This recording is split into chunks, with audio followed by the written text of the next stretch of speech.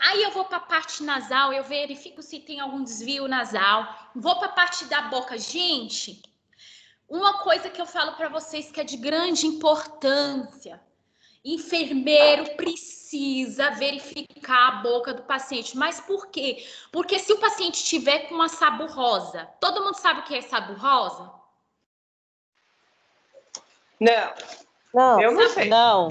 Sabo rosa é aquela placa crosta. Vocês vão lembrar, vocês pegam seu paciente que está com aquela boca, com aquela crosta branca ou amarelada. Aquilo é sabo rosa. Aquilo é função do enfermeiro verificar para poder prescrever para os técnicos fazer higiene oral no paciente, porque aquilo ali causa miocardite, endocardite, causa problemas cardíacos. Se o paciente sair dali depois ele for procurar um médico, ele tá com a miocardite, ele comprovar que foi hospitalar, a gente sofre um processo, vocês enfermeiros vão sofrer um processo, então isso é do enfermeiro, a gente precisa prescrever, então você precisa analisar essa boca, né, como é que tá essa questão da boca do paciente, você vai lá na região cervical, que é o pescoço, você vai verificar se tem nódulos palpáveis, você vai descer, se tiver nódulos palpáveis, como é que tá a tireoide, tireoide é questão de médico. Mas você, como enfermeiro, você pode verificar se essa tireoide ela tá aumentada. Aí você vai comunicar. Olha como que você já vai ganhar confiança do médico. Olha, doutor, achei aquela tireoide ali, não sei não. Olha, doutor, tem um nódulo ali. Você ganha confiança do seu médico, você ganha confiança da sua equipe. É através do exame físico que a gente ganha confiança da equipe. Então, eu vou descendo, aí eu vou para a parte qual, gente, agora? Depois do pescoço? Tórax, exatamente. Vou pro tórax. E o que eu vou ver no tórax? Expansão, assimetria. Mas, primeiramente, a gente vai fazer o quê? A gente vai ver a inspeção. Inspeção, primeiramente. A gente vai inspecionar a expansibilidade, a simetria desse tórax, se é um tórax abaulado, se é um tórax tonel, se é um tórax com escoliose. Mas por que eu preciso verificar isso tudo? Gente, um paciente que tem escoliose, quando você vai passar uma sonda nasointeral nesse paciente, você vai ter dificuldade, porque a anatomia dele é diferente. Se esse paciente está com um tórax de tonel, que é aquele tórax bem abaulado, assim, bem grande na frente e atrás, esse paciente, ele provavelmente é um paciente que tem um problema respiratório. Então, o tórax, essa parte da simetria, você vai assimilar com alguma patologia. Depois disso, você viu a parte da simetria, você vai fazer o quê?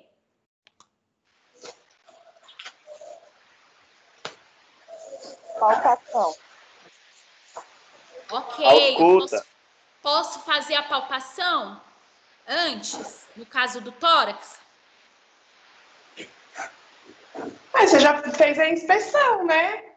Isso, não. Eu tô falando assim, porque assim, a palpação você pode fazer no tórax antes, o abdômen não, tá? Que a gente vai discutir mais pra frente. Então, eu posso fazer ou eu posso fazer minha escuta. Na ausculta eu vou auscultar, no caso do tórax, que são ruídos adventícios, sibilos, roncos, estretores, né? Que está relacionado com patologias aí, síndrome respiratória aguda, às vezes a gente vai ter, né, um ronco, um sibilo, ou seja, significa que aquele alvéolo ali do paciente, aqueles brônquios do paciente, ele está tomado de algum tipo de secreção. Na percussão do tórax, eu vou identificar som claro pulmonar, que é o esperado, ou tipânico. Tipânico significa o que no tórax, gente?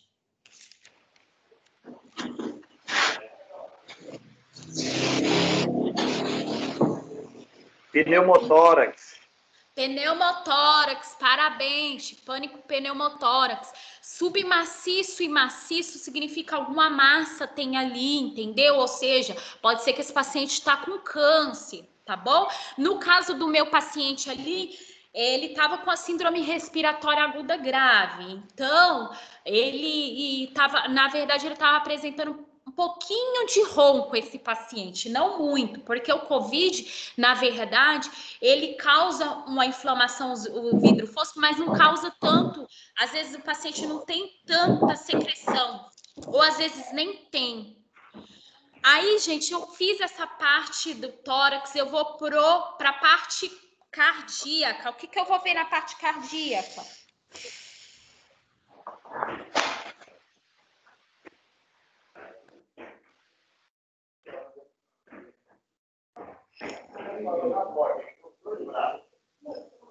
Escutar? A cardíaca, a gente faz a ausculta cardíaca, a gente ausculta os focos, lembra? Foco aórtico, foco pulmonar. Primeiro, quer dizer, o foco pulmonar que está à esquerda, né, no segundo espaço intercostal, o foco aórtico, o segundo espaço intercostal. Gente, fecha o microfone. Desculpa, Pro, mas é porque tá um barulho. Não, imagina.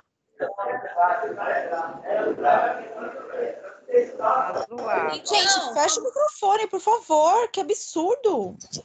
É a primeira vez que o povo está assistindo aula, não é possível. Vamos lá, gente. Então, a parte cardíaca, né? Foco pulmonar, que está no segundo espaço intercostal. Foco aórtico, foco tricúspide e mitral. O tricúspide terceiro e quarto, o mitral quinto espaço, que eu vou contar. Não dá aqui a minha câmera não está funcionando, senão eu ia mostrar para vocês. Mas o que eu vou identificar? Eu vou identificar o famoso tuntar, se tá rítmico, né? As bulhas normas fonéticas, se tá em 2 tempos, se tá mais tempo, se tá rítmica, se não tá rítmica, se tem sopro. Geralmente, sopro vocês vão identificar muito em criança. Gente, é muito... Assim, tem gente que fala, não consigo escutar. Mas... o ideal é você escutar o som normal. Quando você escuta o som anormal, você vai saber que não está ali, tem algum problema. Geralmente um tuntar faz tuntar, tuntar. Você vai ver esse soprinho no final, tá bom? A parte cardíaca vem também com a parte do pulso. Eu vou verificar o pulso desse paciente. Como é que tá o pulso desse paciente? Se esse paciente, geralmente a gente vê em 1 minuto, né? Que a gente vê a frequência cardíaca através do pulso desse paciente, se está acelerado, se está filiforme. Então a gente consegue analisar, identificar estados clínicos do nosso paciente através do exame físico. Eu venho para o abdômen do paciente. O abdômen do paciente, primeiramente eu vou fazer a inspeção, né? Eu vou verificar se é globoso, se esse abdômen é distendido, plano. Então, o globoso está muito relacionado com a ascite, com pacientes que têm problemas hepáticos, né? Então, é de grande importância a gente verificar, né, nessa inspeção. Depois a gente faz ausculta. Abdômen, você nunca faz a palpação primeiro, porque você vai interferir nos ruídos hidroaéreos do paciente, ok? Você vai fazer a ausculta. Na ausculta, você vai verificar os ruídos hidroaéreos desse paciente. Se está aumentado, se está diminuído. Se está aumentado ou se está diminuído, está relacionado à diarreia, à constipação, né? Às vezes as fezes parou ali. Então, o peristaltismo não faz o trabalho. Então, fica diminuído. Então, eu já sei que esse paciente, tá com algum probleminha aqui, né? Depois disso, eu vou fazer minha percussão, vou verificar se tá tipânico, submaciço, maciço, mas isso daí é com tempo mesmo, tem que ser uma aula bem dada. Depois disso, gente, eu faço toda essa parte aqui do tórax e vou descendo. Eu vejo, aí eu vou subir para a parte dos membros superiores. Eu vou analisar os membros superiores. Mas aí vai de cada enfermeiro. Tem enfermeiro que já gosta de fazer tudo, depois ele sobe para os membros superiores. Ou ele vem do tórax e vai para o membro superior. Não tem problema. Não tem nem uma didática que fala que é contraindicado, tá? Aí eu venho os membros superiores e eu vou verificar edema, eu vou verificar se o paciente tem extremidades cianótica. No caso do meu paciente, ele chegou com extremidade cianótica. Vou verificar hematoma, sinais flogístico, né? Se ele tá com acesso. Gente, eu vou contar um caso aqui rapidinho para vocês, né? Pra gente acabar a aula. Eu peguei um paciente que veio de outra instituição.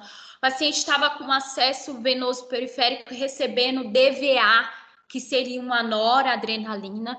No acesso venoso periférico, o paciente perdeu o membro porque necrosou. Mas isso veio de outra instituição para a gente. Então, a gente precisa identificar, porque paciente, principalmente na UTI, não recebe drogas vasoativas em acesso periférico. Você deve comunicar ao médico para passar um central, ok? Então, a gente vai verificar tudo nesse membro. Aí eu vou descer para os membros inferiores e eu vou verificar a força motora desse paciente. Às vezes o paciente está ali com a gente, foi estubado, mas perdeu a força motora e precisa vir um físio fazer uma fisioterapia ali com esse paciente ficou muito tempo acamado. Ou até mesmo por outra patologia, está perdendo a força motora, ou está tendo um AVC, não sei, está perdendo a força motora. Está tendo edema, tá retendo muito líquido, né? Preciso comunicar ao médico, tá bom, gente?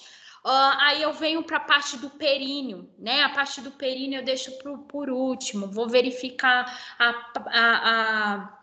a parte do períneo do paciente, a parte pélvica do paciente, como é que tá essa parte íntima do paciente, no caso da mulher, vagina, homem, pênis, né, se tem alguma lesão, né, principalmente paciente que a gente passou uma sonda vesical de demora, esse paciente pode ter alguma lesão, alguma infecção, a gente precisa estar atento. Paciente, no caso, acamado, no caso paciente com IOT, paciente com tubo, ele fica imóvel, então ele pode acometer uma lesão, ok? Tudo bem, gente? Tudo bem, Pro. Tudo bem. Então, através da minha fala rapidinho aqui para a gente acabar a aula. Eu fiz os meus diagnósticos, né? Primeiro você vai fazer o exame o histórico, que eu já tinha feito, que já veio para mim no papel já escrito. Aí eu só fiz o meu exame físico do meu paciente, tá? Aqui eu vou, depois do meu exame físico, eu faço o meu diagnóstico de enfermagem, né? Para isso que serve o exame físico. Para me fazer um diagnóstico coerente. O meu paciente, ele estava com uma síndrome respiratória aguda grave, ele estava com a troca gasosa prejudicada, né? Ele está com padrão respiratório ineficaz, ventilação espontânea prejudicada, porque ele precisou de um acessório. No caso, ele chegou para mim com uma máscara não reinalante e foi para um tubo. Mobilidade no leito prejudicada. A partir do momento que ele foi entubado, ele fica imóvel, ele está sedado. Débito cardíaco diminuído. Esse paciente, ele tinha uma hipertensão, né? A PA dele estava ali controladinha, mas a gente nunca sabe, esse paciente pode ter um edema futuro. Conforto prejudicado, a partir do momento, gente, que o paciente saiu da casa dele, ele está com conforto prejudicado, ele não está na casa dele, não está no lar dele. Confusão aguda, o paciente chegou para mim com confusão mental por causa da saturação, estava saturando bem abaixo, então ele já começa a ter um comprometimento neurológico aí dessa parte de confusão, porque ele não recebe O2 adequadamente. Risco de infecção. O paciente, ele entrou no ambiente hospitalar, a partir do momento que é funcionado um acesso, o paciente entrou em ventilação mecânica, foi passado uma sonda nasointeral, uma sonda vesical, ele está com algo invasivo ali, né? Então, o paciente ele pode ter risco de infecção. No caso, risco de broncoaspiração, porque eu passei uma sonda nasointeral nesse paciente, né? Então, é importante a gente, na prescrição, a gente orientar, manter esse decúbito elevado, vai dar banho no paciente, pausar a dieta, enfim, cuidados aí dos técnicos de enfermagem que nós precisamos estar atentos. Risco de hipotermia e hipertermia, por causa da síndrome, né, que ele vinha apresentando, fora que ele pode ter uma infecção por causa desses, ele tá com vários dispositivos, e risco de lesão por pressão, porque ele tá imóvel, tá? Mas tem muitos outros diagnósticos, tá bom, gente? Depois do meu diagnóstico, eu vou prescrever os cuidados que os técnicos eles deverão ter. Como eu já havia informado para vocês, nos setores aí, graças a Deus eu trabalho no público, mas tem um formulário nosso, vocês não vai ter esse problema de ficar prescrevendo com, né? Já tem um formulário, é só você ticar. Mas por isso que é importante você saber, porque você não vai prescrever cuidado que não é necessário para o paciente, né? Ou prescrever cuidados a mais que aquele paciente não necessita.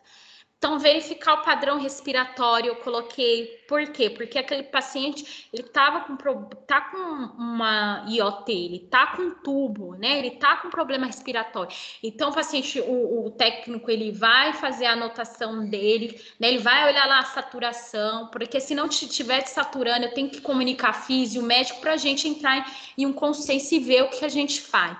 Verificar parâmetros de monitorização, né, verificar parâmetros, sinais vitais, PA, temperatura, frequência cardíaca, né? E aí eu coloco manhã, tarde e noite. Geralmente isso vem no formulário bonitinho para vocês. Observar dispositivos venosos e sinais. Lembra que eu falei com vocês que um paciente ele chegou já de outra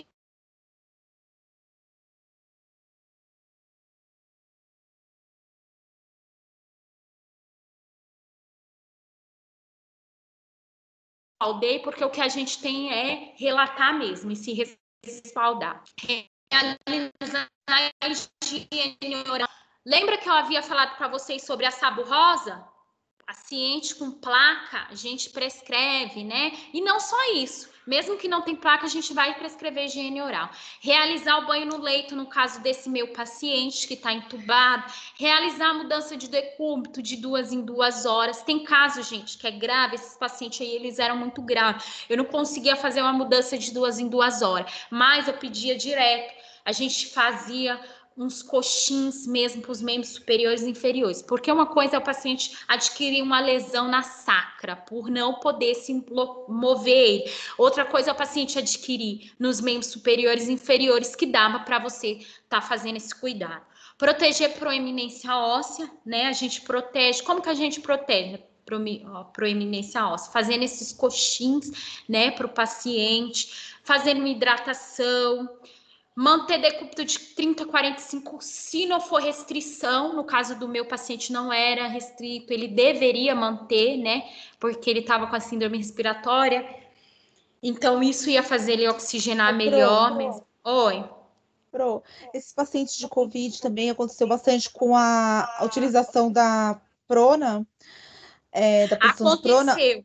Muita lesão, né, na região facial também, ou no couro cabeludo. E, por conta de falta de mudança de decúbito adequada. Mas isso que você falou foi bem colocado, porque eu tive uma paciente, ela é bem obesa, melhora muito a saturação do paciente. Só que assim, a gente não conseguia fazer essa mudança adequada, a paciente teve sim uma lesão na parte da orelha, né? Porque ela ficou de decúbito de prona, mas a gente acabou lateralizando, né, a orelha, e ela teve uma pequena lesão. Então a gente tem que ter esse cuidado sim com o paciente, né? Porque por isso que nós, enfermeiras, a gente tem que ter esse olhar, né? Porque às vezes a gente prona o paciente e esquece ali de ficar pelo menos movendo a cabeça dele, né? Movendo os outros membros. E, gente, no caso, aspirar a cote, se necessário. Lá no hospital que eu trabalho, quem faz isso é o físio que aspira. Porém, se não tem... geralmente, quando é necessário, o físio tá em outro local, às vezes tem uma emergência, eles chamam, porque lá fica o físio direto com a gente. Mas às vezes acontece, tá um físio, outro físio faltou, ele foi para emergência, aí necessita, aí eu faço a aspiração, tá? Eu faço a aspiração do paciente. Troca de fixação de cote, do IoT é de suma importância a gente fazer, porque o paciente começa a adquirir lesão, começa a proliferar a bactéria ali, então isso é nosso dever prescrever.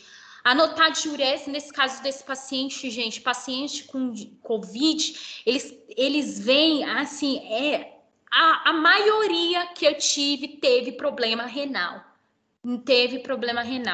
Não se sabe ainda ao certo o porquê desses problemas renais que o paciente tem, né? Então, o COVID, ele não só ataca a parte respiratória, mas aí ele vai atacar outras partes também. O paciente vai sofrer com outros problemas em outros organismos, né? No caso, o paciente renal, o paciente começa a ter problemas renais. A maioria dos meus pacientes que entrou em OT teve que fazer diálise, que tinha COVID, para vocês terem uma ideia. Então, eu preciso anotar a diurese, eu preciso prescrever para que eles anotem certinho a diurese, por quê? Porque na UTI a gente faz o balanço hídrico. O balanço hídrico do paciente é de grande importância para o médico, porque o médico ele vai ver se esse paciente está retendo líquido, o que ele pode prescrever a mais de soro, de medicamento para esse paciente. E isso é nossa função. Anotar a evacuação. Professora. Oi. Professora, essa trocar a fixação de COT ou IoT? Eles falam muito COT, mas pode ser tanto COT como IoT, tá? Que dá na mesma intubação orotraqueal. Tá, intubação orotraqueal. Quem troca é o enfermeiro? Não é o fisio ou o médico, não? Não. Deixa eu como é que você chama? Maria, deixa eu te falar uma coisinha. Essas prescrições de enfermagem, eu estou prescrevendo para os meus técnicos fazer. A gente faz o diagnóstico e prescreve essa prescrição, que é eles que fazem os cuidados, tá? Eu não sei como é que funciona a instituição de vocês, mas lá na minha instituição é um formulário, a gente já prescreve, já tem ticado, aí a gente vai colocar amanhã, tarde e noite, e os técnicos, eles vão realizando e vão checando, no caso, manhã, tarde e noite. Mas quem troca essa fixação, os técnicos, eles podem clicar sim, tá? Mas o físio também faz essa troca. Ah, sim, porque lá onde eu trabalho também é assim. Manhã, tarde e noite. Oi? Geralmente quem faz é o técnico, porque faz a troca na hora da higienização do paciente, não é? Só que mas assim, dependendo da instituição, são só os físios, Jaque. Os físios? Então, depende da lá instituição. Onde eu trabalho, é institucional. Lá onde eu trabalho, é só os físios. Porque assim, olha, você tem uma ideia. Também tem essa aí, manhã, tarde mas e noite. Mas a gente sinaliza. Onde eu trabalho é mais onde eu trabalho é mais o físio mesmo, porque assim, a enfermeira foi fazer eu troquei o cadastro, né, da tráqueo. Ela estava com tráqueo e estava com a IoT. Aí eu troquei o cadastro, aí eu falei assim, eu não vou mexer na fixação. Aí o físio falou, não mexe, quem troca é a gente, vocês não vão trocar, não é para vocês mexerem. Aí a enfermeira foi mexer e decepou a língua do paciente, entendeu? Nossa. Aí assim, desde esse dia, que foi um Deus nos acuda. Pense numa loucura. Isso rodou o hospital. Meu Deus, decepou a língua, desceu para buco, foi para emergência, ficou lá um tempão e tá lá, até hoje ela tá lá, faz isso quê? 3 meses que ela está semi-intensivo conosco. Assim, já sarou um pouco tudo e tal, né? Assim, mas tá lá, assim, ninguém mexe e tal. Mas decepou a língua da paciente. A enfermeira foi mexer e decepou a língua. Então, assim, caiu matando em cima da enfermeira, né? O médico, o físico, todo mundo. Então, assim, é complicado, né? Gente, coisas assim que pode acontecer. Só que uma troca de fixação, ela é muito simples, né? Quem não sabe, ele tem que fazer o quê? Perguntar, né? Porque o que acontece? Às vezes a pessoa ele vai trocar, ou às vezes está na correria. Eu falo porque, gente, quem trabalha na UTI é que sabe. Às vezes a gente está fazendo um procedimento, já tem outra, tem uma parada, tem um óbito, é assim, é uma loucura, é uma correria, a gente precisa prestar uma assistência adequada. Você, enfermeiro, você tem que ter olhar para tudo, pelo menos na minha UTI, Para vocês terem noção, eu trabalho na UTI noturno, lá no CHM. Eu não faço horário meu de descanso. Nunca fiz. Desde quando eu entrei lá, eu nunca fiz. Por quê? Porque se eu dormir, vai acontecer alguma coisa. Eu tenho essa impressão. Então, eu não durmo mesmo. Eu tô ali atenta com o meu paciente. Eu faço as coisas que devem ser feitas. Provavelmente, essa enfermeira pode ser que ela estava na correria e foi fazer essa troca, não sei, porque para chegar no nível de decepar a língua do paciente, né? Não sei o que ela fez, porque geralmente é feito ali por fora, não sei o que deve ter ocorrido. Mas assim, por isso que eu falo com vocês. Vocês têm que ir o procedimento, vocês vão aprendendo, não tenha medo de perguntar a ninguém, se vocês não são obrigados a saber, mas essa parte de documento é necessário você saber, porque se você chega no físio e conversa com ele, olha, eu vou fazer assim, você pode me mostrar como é que faz a primeira vez, eu acho que não vai ter problemas não, entendeu? Na minha instituição, lá os técnicos fazem, mas o físio também faz, tá? Por exemplo, a aspiração. A aspiração lá, geralmente, quem faz é o físio. Ele não gosta que outra pessoa faça a aspiração. Mas nós, enfermeiros, nós temos essa, graças a Deus, essa autonomia de fazer. Então, tudo é conversado, né? Tudo é conversado. E aí, nesse caso que decepou a língua do paciente, aí geralmente cai em descrédito mesmo, e aí vai cair no protocolo que o físio vai fazer essa troca. E aí a gente acaba perdendo mais uma função, e a função indo para o físio, né? Porque a gente já perdeu várias funções para eles, né? Na verdade, foi só a parte lateral, né? Mas assim, o pessoal já fala logo que decepou, dá a impressão que foi a língua toda. Mas não é, foi uma parte lateral. Porque a paciente era um paciente de Covid, inclusive. Ela teve Covid, fez uma anóxia e fez PCR. Aí ficou na UTI, recuperou e foi lá para o centro que eu trabalho. Aí, na verdade, uma semi-intensiva. Entendi. Aí decepou, assim, parte da lateral da língua. Mas mesmo assim, né, o pessoal já interpreta. Mas, assim, eu achei desnecessário aquilo, sabe? Tipo, eu achei que, assim, foi uma coisa muito... Não sei se foi imprudência e tal, né? Imperícia, sei lá. Por isso que eu falo, Maria, a gente pode fazer 1000 coisas certas. O dia que você fazer uma coisa errada, você cai em descrédito. Por isso que eu sempre digo, você tem que ter conhecimento, você tem que ir sabendo alguma coisa, não adianta. É igual eu falei com você, eu peguei muitos enfermeiros, gente, diante de Deus, que não sabia auscultar um paciente que virava para mim e falava, eu não sei auscultar, eu não sei fazer isso, eu não sei como é que começa, eu não sei fazer o formulário. Então, essa parte, você como enfermeiro, você tem que saber.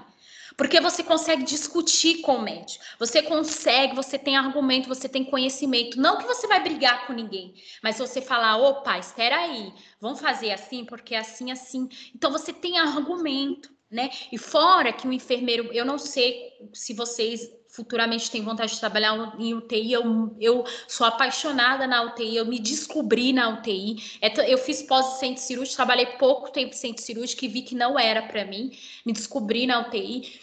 E hoje, assim, graças a Deus, os médicos, eles vêm até mim e perguntam mesmo, ou eu vou até eles. Então, isso daí é você ter o conhecimento. E gente, não esqueça, para finalizar a aula, não esqueça nunca, a SAI eu acho que é algo mais importante, assim, da enfermagem, para o enfermeiro, né? Você vai ver que, às vezes, hoje, muitos falam assim, ela só fica no papel. Graças a Deus eu não tenho muito isso, né? Graças a Deus a minha equipe, ela sabe muito bem, eu tô ali, eu me envolvo com a minha equipe, eu faço procedimento, não tenho medo de fazer uma troca de fralda, não vou, encaro tudo. Só que a parte ele sabe, quando eu sento para fazer as minhas coisas é porque eu tô levando muito a sério, porque eu preciso e é necessário.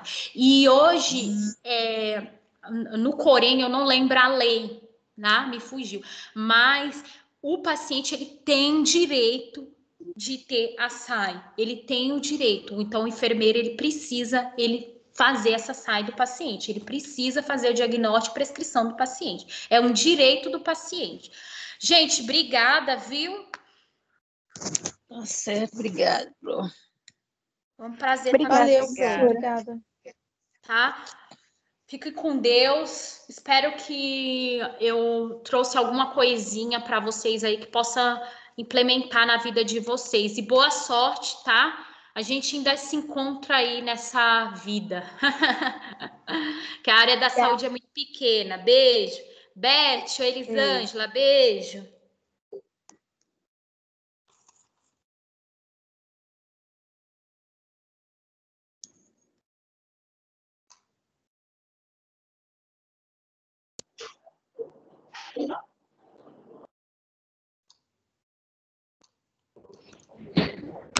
Obrigada, Pro. Boa noite.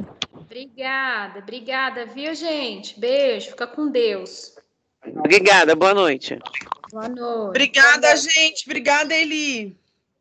Obrigada. Quem fala? É a Boa Ju. noite. Tchau. Tchau, Ju. Obrigada, viu? Eu que agradeço, viu? Em nome das meninas, da Beth, da Eli, da Elisângela. Você conseguiu entrar para gravar? Consegui. Eu não consegui entrar no comecinho, porque eu tive um BO aqui com o computador, mas agora deu tudo certo, viu? Queria te agradecer imensamente a participação, a contribuição linda que você trouxe para os meninos. E conte conosco também quando você precisar, tá bom, Eli? Foi um prazer. Muito obrigada. Obrigada, Ju. Obrigada mesmo por tudo, tá? A gente que agradece. Tchau, beijo. Tchau, gente. Até. Tchau, obrigada, boa noite.